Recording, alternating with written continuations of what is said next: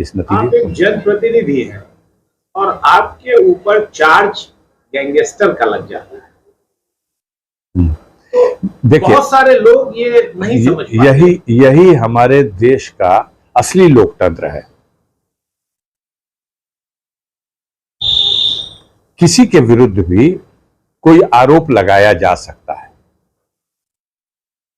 जब आरोप लगाया जाएगा तो विवेचना के माध्यम से आरोप के समर्थन में क्या साक्ष्य संकलित हुए, उस साक्ष्य के आधार पर चार्जशीट प्रेषित की जाती है। न्याय की क्या उम्मीद है? न्याय पे तो हमारे देश की स्वतंत्र न्यायपालिकाएं ही तो देश के लोकतंत्र को अभी संभाले हुए हैं। तमाम तरह की आशंकाएं और तमाम तरह की चीजें सामने आती हैं, लेकिन आशा की किरण अगर कहीं अभी भी है तो न्यायपालिका में तो अभी भी दिखाई दे रही है। मतलब आप जो भी न्याय, देखिए, लोकतंत्र के तीनों स्तंभ में से एक स्तंभ का मैं भी सदस्य हूं। मैं भी मेंबर ऑफ लेजिस्लेटिव असेंबली की हैसियत से 5 बार जन विश्वास प्राप्त करके उत्तर प्रदेश की विधानसभा का सदस्य रहा हूं और गाजीपुर के लाखों लाख जनता का जन विश्वास हासिल करके 14वीं लोकसभा और अब 17वीं लोकसभा में भी लाख के अधिक अंतरों से चुनाव जीत करके मैं निर्वाचित हूं। तो मेरे नाम का भय है, आतंक है जनता में। इससे बड़ा प्रमाण क्या हो सकता है कि जनता जिसे खुद ही अपना नायक चुन रही है, जनता जिसके ऊपर अपना विश्वास पिछले 40 सालों से, उसके बाद भी अगर कहीं से कोई ऐसा मेरे विरुद्ध है तो हम विश्वास करते हैं कानून में, संविधान में, लोकतंत्र में। हमारे विरुद्ध कोई मामला है तो उसका परीक्षण कोर्ट में हो और परीक्षण के अनुसार जो न्याय के सामने, न्यायालय के सामने जो साक्ष्य है उसके अनुसार न्याय हो। अदालतें बनी हुई हैं, जिस अदालत में ट्रायल हो रहा वो उसके ऊपर अपील की अदालत दोनों पक्षों को, अभियोजन पक्ष को और हमारे पक्ष को भी, ये हमारे कानून में, संविधान में ये व्यवस्था है कि जो संतुष्ट नहीं होगा निर्णय से वो ऊपर की अदालत में जाएगा और उसके ऊपर की भी अदालतें हैं। उसीलिए सांसद जी, एक बड़ा वाकया अभी प्रयागराज में हुआ और जो तीनों शूटर थे वो बांदा जेल में ही मिले थे एक दूसरे से, और वहीं पे आपके छोटे भाई विधायक, पूर्व विधायक मुख्तार अंसारी भी है, और आप लोगों ने सरकार से और कोर्ट में भी दी हुई थी अर्जी उनकी जान के खतरे की। तो इस पर क्या टिप्पणी है आपके पूरे शूटआउट? देखिए, किस तरह से देखिए? आप पूछ रहे हैं, आप एक सीनियर और गंभीर पत्रकार हैं। ये एक ऐसा बिंदु है जिस बिंदु पर आपका सवाल तो ठीक है, वो सुर्खियां बटोरेगा, लेकिन कितनी शालीनता है आपके पूछने की भाषा में और कितनी विभत्सता होती है उसको प्रस्तुत करने की भाषा में। शब्द बदल दिए जाते हैं। पूछते ही भड़क गए। कि भड़क जाना क्या होता है? ये जोड़ने वाले जो शब्द, किसी तो पहले से नजरिया बनाना कि इसकी पिंटू पे पूछा जाएगा उसको अपने तक, तो उसमें अच्छा है कि इस तरह के विषयों में न बोला जाए, क्योंकि जो हमारे देश की यह जो चौथा स्तंभ कहे जाने वाली यह मीडिया है, ये माने या न माने, इसकी साख को बट्टा लगा है। मतलब क्या, जिस तरह से प्रेजेंट करते हैं आप, मैं कह रहा हूं, आप ही के द्वारा प्रसारित किया जाता है। देश की सर्वोत्तम कानून व्यवस्था उत्तर प्रदेश में है, परिंदा पर नहीं मार सकता। आप ही सारे दुनिया को आमंत्रित करते हैं उत्तर प्रदेश यहां पिन ड्रॉप है, सब आए निवेश करे, सारी दुनिया को, सारे देश को आप आमंत्रित करते हैं निवेशकों को, शांति ही शांति है। और ये कैसी शांति है? एक तरफ जहां प्रातः काल व्यवस्था है, भगवान शिव की पूजा के लिए भी ओम नमः शिवाय और ओम शांति, वहां आप अपना जो व्यवहार है उसको देखिए, किसी घटना को किस तरह आप प्रस्तुत कर रहे हैं। क्या आप ओम शांति का जो श्लोक उच्चारण कर रहे हैं, कितना उसमें ठीक उसका उल्टा विरोधाभास है? कहां है शांति? सारी दुनिया आए निवेश करे, क्या है वो माहौल उत्तर प्रदेश में? क्या यही वो देश की सबसे सर्वोत्तम और उत्तम कानून व्यवस्था है? अगर है तो आप बाजा बजाओ, देश की जनता इस व्यवस्था चलाने वालों का 2024 में बाजा बजा देगी। मैं आपसे बता रहा हूं कि षड्यंत्र तो हो रहे हैं, अब हुए हैं, अब होते रहेंगे, लेकिन ईमान इस बात का है कि मारने वाले से बढ़कर है बचाने वाला। और दिन जब तय हो जाएगा तो घटनाक्रम सपने में भी किसी ने न सोचा रहा हो, घट गया।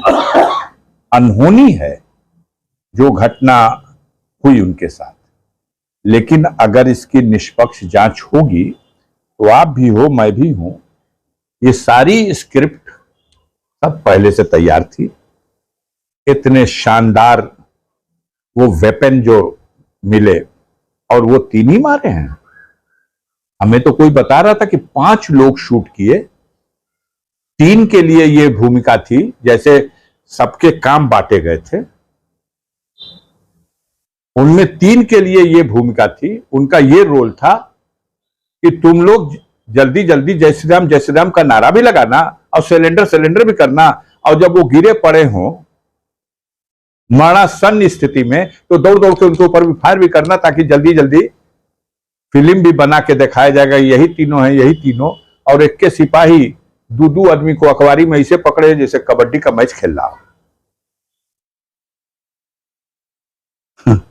तो ये अभी जो असली उसमें जो शूट करने वाले थे, ये तो तीनों थे ही, इसके अलावा भी थे।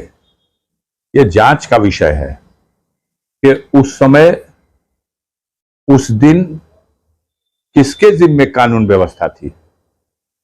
देश के वरिष्ठतम वकील ने कहा है, एक हत्या अतीक अहमद और उनके छोटे भाई अशरफ की हुई, और दूसरी हत्या कानून व्यवस्था की हुई।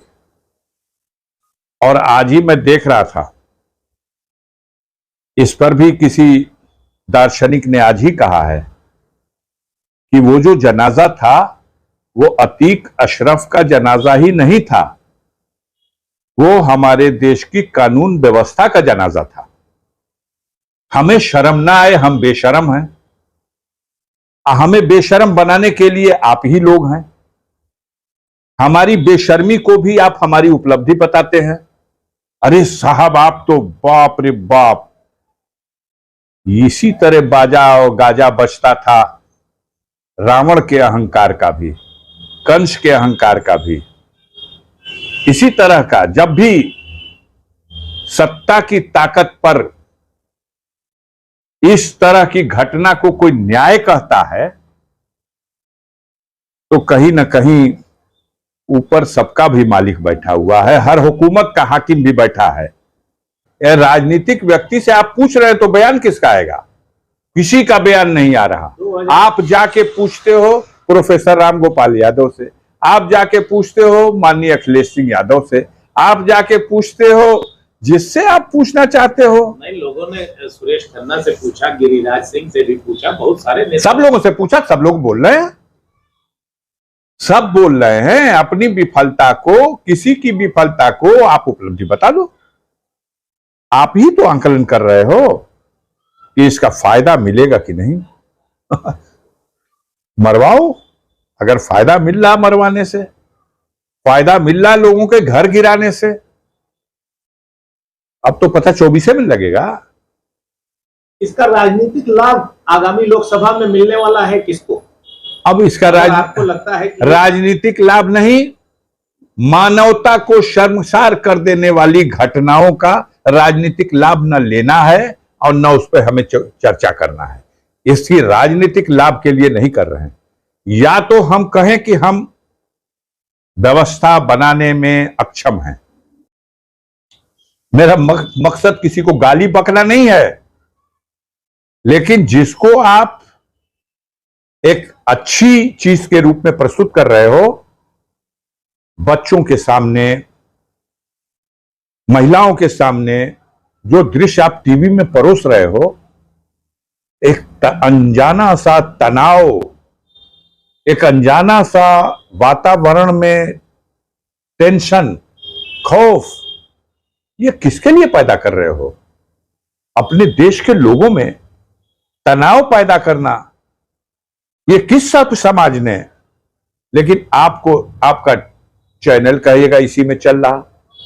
आप जब तक हेडिंग नहीं लगाएंगे कि अगला नंबर मुख्तार का।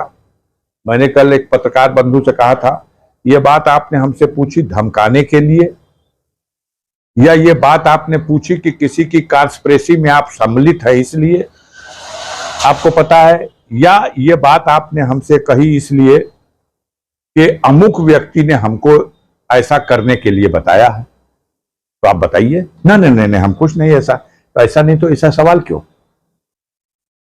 अब उस कहानी पुरानी हो चली तो जल्दी से मुख्तार का नाम जोड़ दिया जाए और थोड़ी आगे बढ़ेगी। 15 तारीख की स्क्रिप्ट पहले से लिखी हुई थी, दिन की घटनाक्रम क्या होगा और रात का घटनाक्रम क्या होगा। 5 जिले की फोर्स गाजीपुर में बुलाई गई थी जिस दिन आपका फैसला आना जी, और दिल्ली के मीडिया के लोग आए थे, मेरा इंटरव्यू लेके गए हैं। पटना आ गया था, लखनऊ आ गए थे, बनारस से आ गए थे। आप गाजीपुर के प्रेस के लोग हो, आपकी संख्या 10-20 रही होगी, लेकिन वो 50-100 थे। हम तो हर तारीख पे जाते हैं। मैं तो सड़क छाप आदमी हूं, एक गाड़ी लेके चला जाता हूं, 4 लोग बैठते हैं बस। कोई बता रहा था कि आप जो है वो अपने सामान लेकर आए थे गाड़ी में, कि आपको शायद अब फैसला जब सुनने जाता है तो आदमी जिस तरह की परिस्थितियां उत्पन्न होंगी उसके लिए तैयार होकर जाना कोई बुरी बात नहीं है, लेकिन कम से कम इस पे तो संतोष कीजिए कि मेरे जैसा आदमी है जो न्यायपालिका में आरोप का विचारण हो और निर्णय का स्वीकार हो। पसंद नहीं आए तो भी उसकी आलोचना नहीं करूंगा, उसकी अपील करूंगा। पूर्वांचल की सियासत में अफजाल अंसारी एक बड़े नाम हैं। अब आप कहां चल रहे हैं इस पे? मैं आपसे एक छोटी सी चीज ये पूछना चाहूंगा कि आगामी लोकसभा में आप क्या देख रहे हैं कि अगली सरकार किसकी आने वाली है, क्या होने वाला है? बहुत अच्छा प्रश्न है आपका। मूल मुद्दे पे आप आए।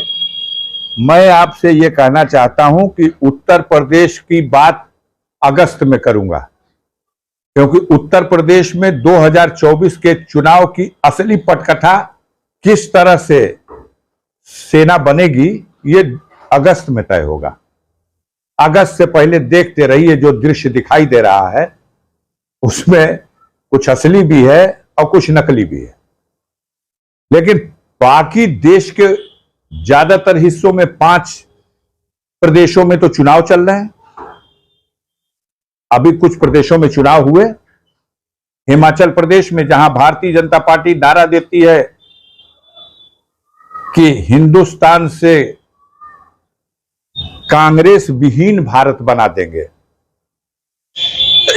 विडंबना यह है कि भारतीय जनता पार्टी की जमी जमी सरकार, ये नड्डा साहब वही के हैं जो राष्ट्रीय अध्यक्ष हैं, गाजीपुर आए थे, ये हिमाचल प्रदेश के ही हैं। आप अपना प्रदेश नहीं बचा सके। ये देश में नारा दे रहे हैं कांग्रेस मुक्त भारत, लेकिन हिमाचल में वो नारा दे दिए सब कि भाजपा मुक्त हिमाचल, और हिमाचल में उनकी सरकार बन गई। 4 में चारों एमपी इनके थे, अब शायद बोहनी भी ना हो इनकी। कर्नाटक में चुनाव चल रहा, आपने ही सी वोटर का सर्वे पेश किया है, देख लीजिए उठा करके। कांग्रेस पार्टी अपने दम पर 128-130 सीट जीत रही, जेडीएस अलग से 20 से 30 सीट जीत रही, और भारतीय जनता पार्टी की औकात 62 से लेकर और 75 के बीच आपके सर्वे में। असलियत तो इससे भयंकर है। वो कर्नाटक जहां 28 सीटें हैं लोकसभा की, जिसमें 26 सीट अकेले मोदी जी के कैंप में थी, उसी तरह की परिस्थितियां राजस्थान में हैं। 25 सीटें पार्लियामेंट की हैं वहां, इस साल चुनाव हो रहा। 25 में 25 भाजपा की थी। आगे बढ़िए, मध्य प्रदेश 29 सीट है, 29 में 28 सीटें भाजपा के पास थी 2019 में। छत्तीसगढ़ में, झारखंड में, जहां जहां चुनाव हो रहा सारी सीटें इनके पास थी। अब क्या होने जा रहा, अब इन 5 राज्यों में जहां चुनाव चल रहा है, जहां इनके पास 97 लोकसभा की सीटें थी, अब 27 लोकसभा की सीट भी नहीं आएगी। क्या लगता है 200 के अंदर सिमट जाएंगे? अब मुझे लगता है कि 60 सीटों का तो घाटा अभी इन 5 राज्यों में जहां चुनाव होगा इसमें हो जाएगा। इसके बाद बड़े राज्य बचे हुए हैं। महाराष्ट्र है, 48 में 42 सीटें इनके पास थी, और आज की स्थिति में डबल फिगर पहुंचना मुश्किल है। अगर गडकरी साहब के लिए कोई दरिया दिली दिखा दिया अपने अहंकार में भाजपा नेतृत्व के लोगों ने, तो 5 सीट भी जीतना इनको महाराष्ट्र में मुश्किल हो जाएगा। वही परिस्थितियां बंगाल की हैं। 18 सीटें इनके पास थी, 2 सीटों में सिमट जाना है। बिहार में 40 सीटों में 39 इनके पास थी।